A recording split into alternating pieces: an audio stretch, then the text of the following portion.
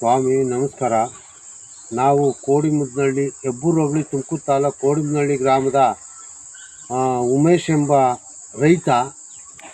ಈ Hebbur S O ಮತ್ತು Hebbur section officer S O ಮತ್ತು ತುಮಕೂರು ಗ್ರಾಮೀಣ ವಿಭಾಗ 2 AEE ಸತೀಶ್ ಅಂತ ಅವ್ರಿಗೆಲ್ಲ ಫೋನ್ ಮಾಡಿ ಕಾಂಟ್ಯಾಕ್ಟ್ ಮಾಡಿ ನಾವು ಸಿಕ್ಕಾಪಟ್ಟೆ ಕೇಳಿಕೊಂಡ್ರು. ನಮ್ಮ ಮನವಿ ಸ್ಪಂದಿಸ್ತಲೇ ನಮಗೆ IP ಸೆಟ್ಟಲ್ಲಿ 1.5 ತಿಂಗಳಿಂದ ಸರಿಯಾಗಿ ಅರ್ಧ ಗಂಟೆ 1 ಗಂಟೆ ಕರೆಂಟ್ ಕೊಡ್ತಾಯಿಲ್ಲ.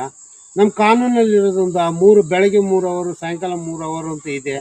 ಅದು ದಯವಿಟ್ಟು ಅದು ಪ್ರಾಬ್ಲಮ್ಮು ಇದು ಪ್ರಾಬ್ಲಮ್ಮು ಅಂತ ನಿಮ್ಮ ವಾಣಿಯಿಂದ ನಾನು ಕೇಳ್ಕೊತಾ ಇದ್ದೀನಿ. ಇವರು ನಾವೇನೇ ಫೋನ್ ಮಾಡಿದ್ರು ನಮಗೆ ರೆಸ್ಪಾನ್ಸಿಬಲ್ ಮಾಡ್ತಾಯಿಲ್ಲ. ಪ್ಲಸ್ ಒಬ್ಬ ಲೈನ್ಮೆನ್ ಹಾಕ್ಯವನೆ. ಆ ಲೈನ್ಮೆನ್ನು ಒಂದು ಕಡೆ ಪ್ರಾಬ್ಲಮ್ ತೋರಿಸಿದ್ರೆ ಇನ್ನೊಂದು ಕಡೆ ಪ್ರಾಬ್ಲಮ್ ಹೇಳ್ತಾ ಇರ್ತಾರೆ. ಇಲ್ಲಿ ಅವರು ನೇರವಾಗಿ ನ್ಯಾಯವಾಗಿ ಕೆಲಸ ಮಾಡ್ತಾಯಿಲ್ಲ. ದಯವಿಟ್ಟು ಅವ್ರನ್ನ ಒಂದು ಬೇರ್ಪಡಿಸಿ ನ್ಯಾಯವಾದವರಂಥರು ಒಂದಿಬ್ಬರನ್ನ ಲೈನ್ಮೆನ್ ಹಾಕಿ ನಮಗೆ ಒಂದು ನ್ಯಾಯ ಒದಗಿಸ್ಕೊಡ್ಬೇಕು. ನಮಗೆ ಕರೆಕ್ಟಾಗಿ ಸಬ್ಸಿಡೆಂಟಾಗಿ ಬೆಳಗ್ಗೆ 3 ಅವರು ಸಾಯಂಕಾಲ 3 ಅವರು ಕರೆಂಟ್ ಕೊಡಬೇಕು.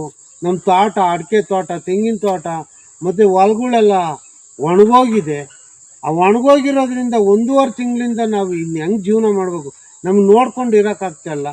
ಇಲ್ಲ ನೀವು ಕೊಡಲಿಲ್ಲ ಅಂದರೆ ನಾವು ನಾಳಿಕೆ JCB ತಂದು ಮರ ಕಡ್ದು ಉಳಿಸ್ಬೇಕು. ನಮ್ಮ ಹೊಟ್ಟೆ ಮೇಲೆ ನೀವೇ ತಣ್ಣೀರು ಬಟ್ಟೆ ಹಾಕ್ತಂಗೆ.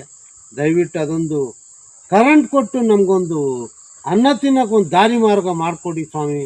ಅದೊಂದು ಕೇಳ್ಕೊತ ನಿಮ್ಮಲ್ಲಿ ಕ್ಷಮಾಯಾಚನೆ ಬೇಡ್ತಾ ಇದ್ದೀನಿ.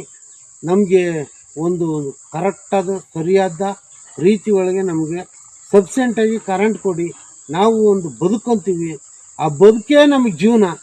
ಆ ಬದುಕ್ಬಿಟ್ರೆ ನಮಗೇನೂ ಇಲ್ಲ. ಇದೊಂದು ದಯವಿಟ್ಟು ನಮಗೆ ಒಂದು ಒದಗಿಸ್ಕೊಡ್ಬೇಕು ಅಂತ ತಮ್ಮಲ್ಲಿ ಕಳಕಳಿಯಿಂದ ಮನವಿ ಮಾಡ್ಕೊತಾ ಇದ್ದೀವಿ. ನಮಗೆ ಎಸ್ ಓದವರು ಫೋನ್ ಮಾಡಿದ್ರು ಸರಿಯಾಗಿ ರೆಸ್ಪಾನ್ಸಿಬಲ್ ಮಾಡಲ್ಲ. AEE ನಮಗೆ ಸರಿಯಾಗಿ ರೆಸ್ಪಾನ್ಸಿಬಲ್ ಮಾಡಲ್ಲ. ಮತ್ತು ಈಗಳು ನಮಗೆ ಫೋನು ಎತ್ತುತ್ತಾ ಇಲ್ಲ. ಹಾಗೆಯೇ SCಗಳಿಗೆ ಮಾತಾಡಿದ್ರೆ ನಾನು ಮಾತಾಡ್ತೀನಿ ಅಂತ ಒಂದು ಸಮಜಾಯಿಸಿ ಕೊಟ್ಬಿಟ್ಟು ಸುಮ್ಮನಾಗ್ತಾರೆ.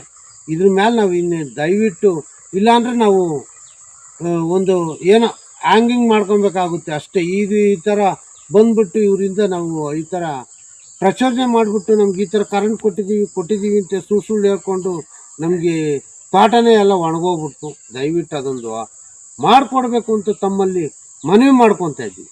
ಇಷ್ಟೇ ನಿಮ್ಮಲ್ಲಿ ಕೇಳ್ಕೊಳೋದು.